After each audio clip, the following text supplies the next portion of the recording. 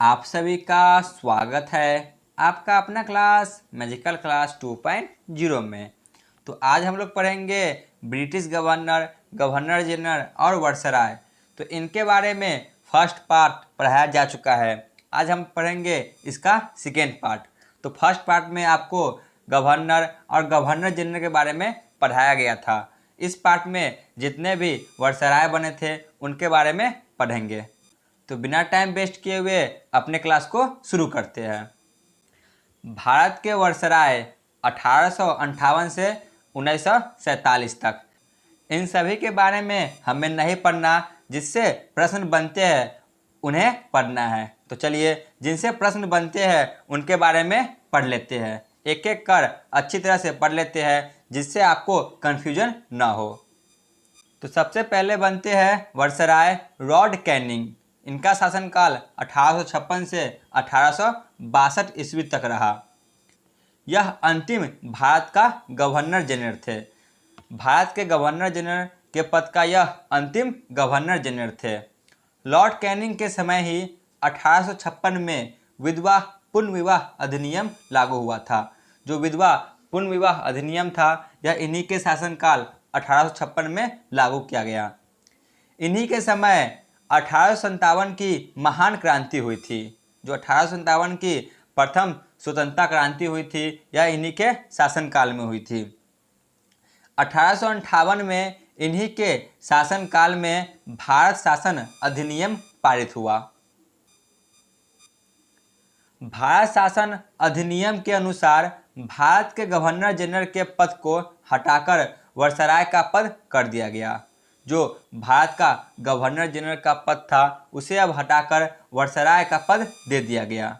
इस प्रकार यह अंतिम भारत का गवर्नर जनरल बने और प्रथम भारत के वायसराय बने। इन्हीं के शासनकाल में कोलकाता, मुंबई और मद्रास में हाई कोर्ट की स्थापना हुई। जो हाई कोर्ट है मुंबई, मद्रास और कलकत्ता में, यह इन्हीं के शासनकाल में स्थापना हुई थी। इन्होंने डलहौजी के हड़प नीति सिद्धांत को समाप्त कर दिया। जो हड़प नीति सिद्धांत डलहौजी ने लाया था इसे इन्होंने समाप्त कर दिया। तो इनके बाद अगला वायसराय बने लॉर्ड मियो। जो महत्वपूर्ण है उन्हीं को कवर कर रहे हैं। इन्हीं के शासनकाल में भारत में प्रथम जनगणना हुई थी 1872 में। जो 1872 में जनगणना हुई थी यह इन्हीं के शासनकाल में हुई थी। लॉर्ड मेयो अजमेर में 1872 में मेयो कॉलेज की स्थापना की। इन्होंने मेयो कॉलेज की स्थापना 1872 में की। इन्होंने 1872 में एक कृषि विभाग की स्थापना की थी। 1872 में मेयो को अंडमान में एक अफगान द्वारा चाकू मारकर हत्या कर दी गई। जो वायसराय मेयो थे इनको अंडमान में अफगान के द्वारा चाकू मारकर हत्या कर दी गई। इस प्रकार यह पहले भारतीय वायसराय था जिसकी हत्या कार्यकाल के दौरान हो गई थी। इनकी हत्या कार्यकाल के दौरान ही हो गई। तो इनके बाद अगला महत्वपूर्ण वायसराय लॉर्ड लिटन बनते हैं 1876 से 1880 ईस्वी तक। इन्होंने 1878 में भारतीय समाचार पत्र अधिनियम वर्नाकुलर प्रेस एक्ट को पारित किया। जो वर्नाकुलर प्रेस एक्ट था यह लॉर्ड लिटन ने ही पारित किया था 1878 ईस्वी में। 1878 में पारित हुए भारतीय शस्त्र अधिनियम के तहत शस्त्र रखने और व्यापार करने के लिए लाइसेंस अनिवार्य कर दिया गया। यानी कि किसी प्रकार के शस्त्र और व्यापार करने के लिए लाइसेंस को अनिवार्य कर दिया गया। इसके बाद महत्वपूर्ण वायसराय बनते हैं लॉर्ड लिपन। तो इनका शासनकाल 1880 से 1884 तक रहा। इन्हीं के शासनकाल में 1881 से नियमित जनगणना यानी कि प्रत्येक 10 वर्ष भारत में शुरुआत की गई। जो नियमित जनगणना हुई थी यह इन्हीं के शासनकाल में हुई थी 1881 में, परंतु जो प्रथम जनगणना हुई थी वह 1872 ईस्वी में हुई थी। 1881 में प्रथम कारखाना अधिनियम पारित किया गया। 1882 में वर्नाकुलर एक्ट इन्होंने समाप्त कर दी। जो वर्नाकुलर एक्ट था इनको इन्होंने समाप्त कर दी 1882 में। इन्होंने 1883 में इरबर्ट बिल यानी कि इस बिल के अनुसार भारतीय जज भी अंग्रेजी अपराधियों का सुनवाई, यहाँ पे मिस प्रिंटिंग हो गया है, सही कर ले, सुनवाई कर सकेंगे। यह एक्ट पारित किया गया, ठीक है ना, 1883 में। तो इसके बाद अगला महत्वपूर्ण वर्षराय बनते हैं लॉर्ड डफलिन 1884 से 1888 तक। इन्हीं के शासनकाल के समय 1855 में A.O. ह्यूम ने भारतीय राष्ट्रीय कांग्रेस की स्थापना की। मोस्ट VVI, भारतीय राष्ट्रीय कांग्रेस की स्थापना A.U. ह्यूम ने 1885 में की, लॉर्ड डफलिन के समय काल में। तो इनसे यही क्वेश्चन बार बार पूछे जाते हैं। तो इनके बाद अगला महत्वपूर्ण वर्षराय बनते हैं लॉर्ड कर्जन 1899 से 1905 ईस्वी तक। इन्होंने 1904 में भारतीय पुरातत्व विभाग की स्थापना की। इन्होंने 1904 में भारतीय पुरातत्व विभाग की स्थापना किया था। इन्हीं के समय कोलकाता में विक्टोरिया मेमोरियल हॉल का निर्माण हुआ था। जो विक्टोरिया मेमोरियल हॉल स्थित है यह इन्हीं के समय काल में स्थापित हुआ था। इन्हीं के शासनकाल में 1905 में बंगाल विभाजन हुआ था। जो बंगाल विभाजन हुआ था 1905 में इन्हीं के शासनकाल में हुआ था। मोस्ट इम्पोर्टेंट है, ये क्वेश्चन बहुत बार एग्जाम में पूछे गए हैं। तो इनके बाद अगला महत्वपूर्ण वर्षराय बनते हैं लॉर्ड मिंत्रो द्वितीय। 1906 में मुस्लिम लीग की स्थापना इन्हीं के समय काल में हुई थी। उसके बाद 1907 में सूरत अधिवेशन में कांग्रेस का विभाजन हुआ था, जो कि गर्मपंथी और नरमपंथी में किया गया था। वह इन्हीं के शासनकाल में हुआ था सूरत अधिवेशन के द्वारा। इनके बाद अगला महत्वपूर्ण वर्षराय बनते हैं लॉर्ड हार्डिंग द्वितीय। 1910 से 1916 ईस्वी तक इनका समय काल रहा। तो इनके समय में ब्रिटेन के राजा जॉर्ज पंचम भारत आए थे। जो ब्रिटेन के राजा थे जॉर्ज पंचम यह भारत आए। 1911 में बंगाल विभाजन इन्हीं के शासनकाल में रद्द हुआ था। जो बंगाल विभाजन 1905 में हुआ था वह इन्हीं के शासनकाल में 1911 में रद्द किया गया। 1911 में भारत की राजधानी कोलकाता से दिल्ली बनाने की घोषणा हुई थी। जो भारत की पहले राजधानी कोलकाता थी, तो कोलकाता से दिल्ली बनाने के लिए घोषणा 1911 में की गई। इन्हीं के समय 1912 में दिल्ली को भारत की राजधानी बनाया गया। भारत की राजधानी दिल्ली को 1912 में बनाया गया। इनकी घोषणा 1911 में की गई और बनाया 1912 में गई। इन्हीं के शासनकाल में प्रथम विश्व युद्ध 1914 में शुरुआत हुई थी। जो प्रथम विश्व युद्ध शुरू हुआ था वह 1914 में शुरू हुआ था, जो कि इन्हीं के समय काल में था। इसके बाद अगला महत्वपूर्ण वर्षराय बनते हैं लॉर्ड चेम्सफोर्ड।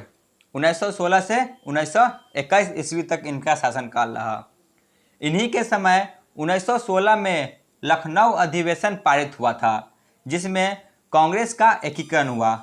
जो सूरत अधिवेशन के द्वारा कांग्रेस का विभाजन हो गया था नरमपंथी और गर्मपंथी में, तो यह लखनऊ अधिवेशन के द्वारा फिर से एक हो गए 1916 में। 1916 में होम रूल लीग की स्थापना की गई। 1917 में गांधी जी का चंपारण सत्याग्रह प्रारंभ हुई।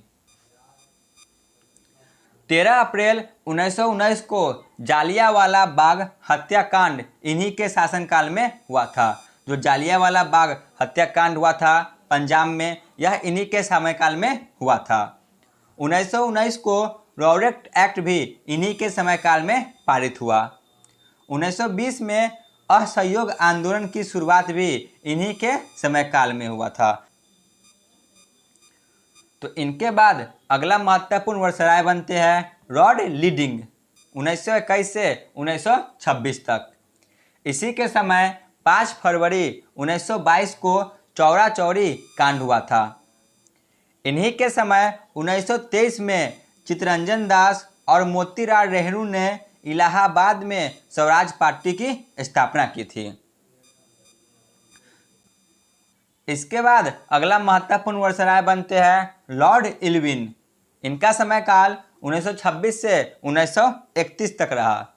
तो लॉर्ड इरविन के समय 3 फरवरी 1928 में साइमन कमीशन भारत आए थे। जो साइमन कमीशन था यह भारत 1928 में आए। इसी के समय महात्मा गांधी ने सविनय अवज्ञा आंदोलन शुरू की थी। नवंबर 1930 को पहला गोलमेज सम्मेलन इन्हीं के समयकाल में हुआ था। मार्च 1931 को इरविन समझौता पर हस्ताक्षर के साथ सविनय अवज्ञा आंदोलन स्थगित हुई।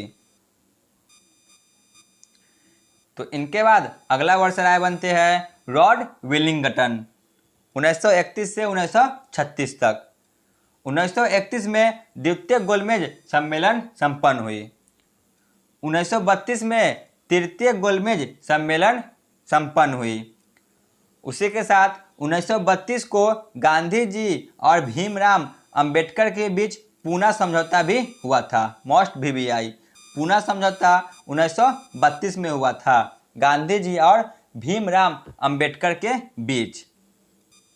इसके बाद भारत सरकार अधिनियम 1935 इन्हीं के समयकाल में पारित किया गया था लॉर्ड वेलिंगटन के। लॉर्ड लिनलिथगो 1936 से 1943 तक वर्षराय के तौर पर इनका सर्वाधिक कार्यकाल रहा। अब तक जितने भी वर्षराय बने थे उन सभी में इनका कार्यकाल सर्वाधिक रहा। इनके समयकाल में प्रथम आम चुनाव 1936-37 के दौरान कराया गया था। इन्हीं के समय 1939 में द्वितीय विश्व युद्ध प्रारंभ हुई थी।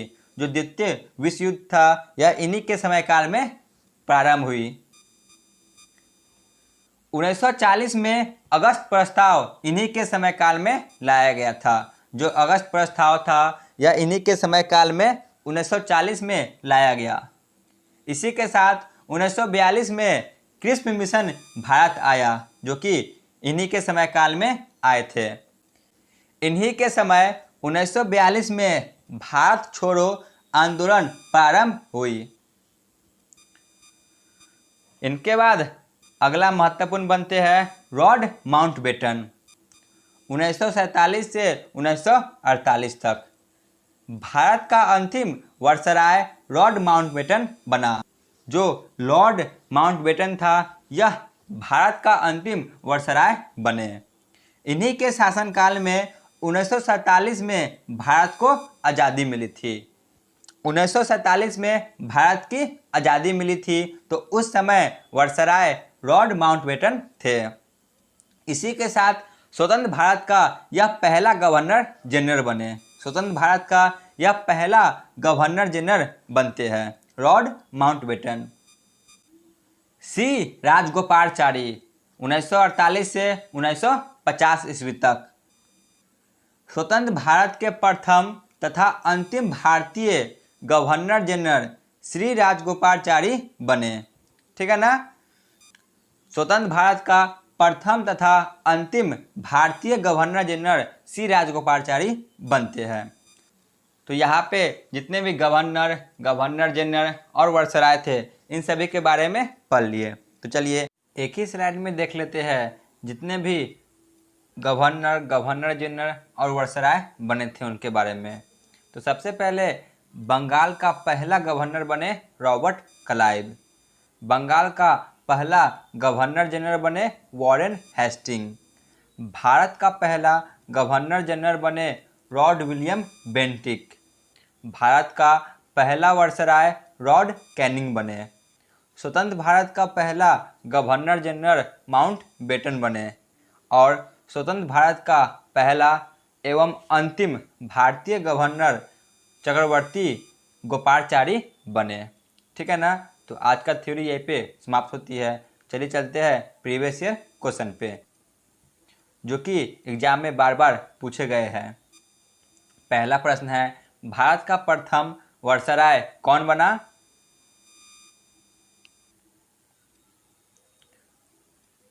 ऑप्शन डी लॉर्ड कैनिंग बने। क्वेश्चन नंबर 2, किस वायसराय की हत्या कार्यकाल के दौरान हो गई?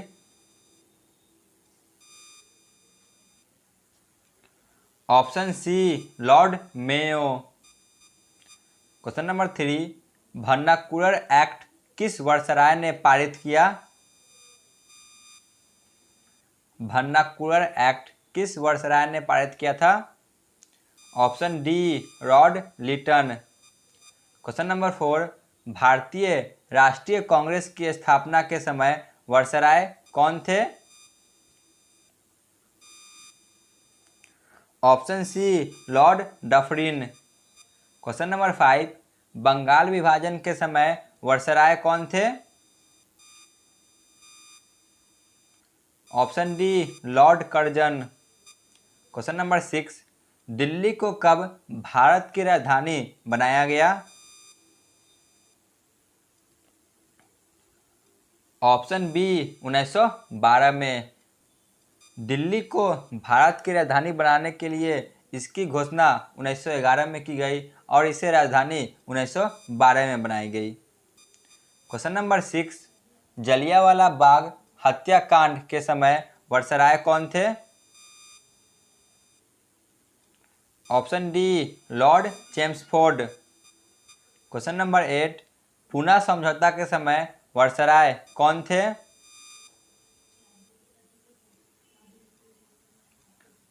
Option D Lord Wellington. Question number 9, Bharat छोड़ो आंदोलन कब प्रारंभ हुई? ऑप्शन सी 1942 में। क्वेश्चन नंबर 10, भारत का अंतिम वायसराय कौन बना? Option C lord Mountbatten. Question number 11, स्वतंत्र भारत का प्रथम एवं अंतिम गवर्नर जनरल कौन बने? ऑप्शन डी सी राजगोपालाचारी बने। तो आज का क्लास यहीं पे समाप्त होती है। आप लोग कमेंट में जरूर बताइए कि आपको यह क्लास कैसा लगा।